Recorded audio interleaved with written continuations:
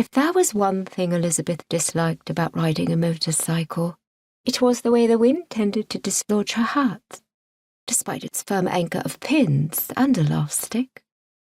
Her bunched-up skirts were another cause for concern, though she was careful to arrange them in such a way that she remained within the boundaries of decorum. One had to make sacrifices in wartime, true, but as her dear, departed mother had impressed upon her at every possible opportunity, to a Hartley, appearance was everything, which meant a hat and a decent frock whenever she appeared in public. The misfortunes of her ex-husband at the gambling tables had left her almost destitute, and the constant struggle to keep up at least a semblance of affluence became, at times, overwhelming. It was, however, crucial to maintain the standards expected of her. The manor house, and all it stood for, was a symbol of continuity in a world gone mad. The mansion had stood on the hill overlooking the village of Sitting Marsh for more than 3 centuries, home to the Earls of Wellsborough and their families. The fact that, thanks to the untimely death of her parents, there was no longer an Earl of Wellsborough was bad enough. The villagers had been forced to accept not only a woman as their guardian and advisor, but a woman of doubtful heritage.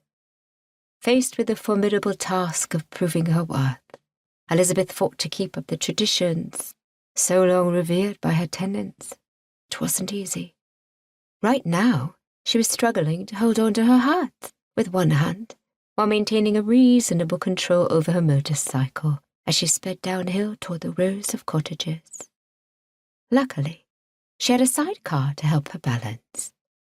Without it, she would have had a great deal more trouble. In spite of everything, she rather enjoyed riding the motorcycle. She usually caused a stir when she rode into the high street, and it was important to make an entrance, no matter where one happened to be.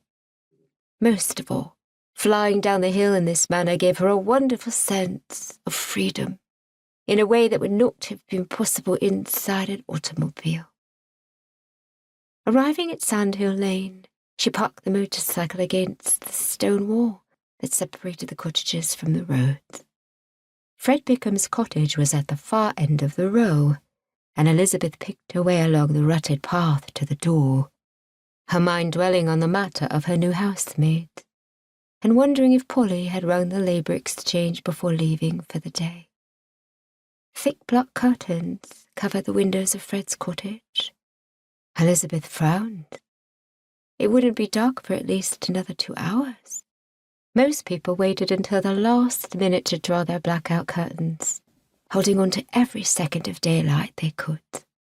She lifted the door knocker and let it fall.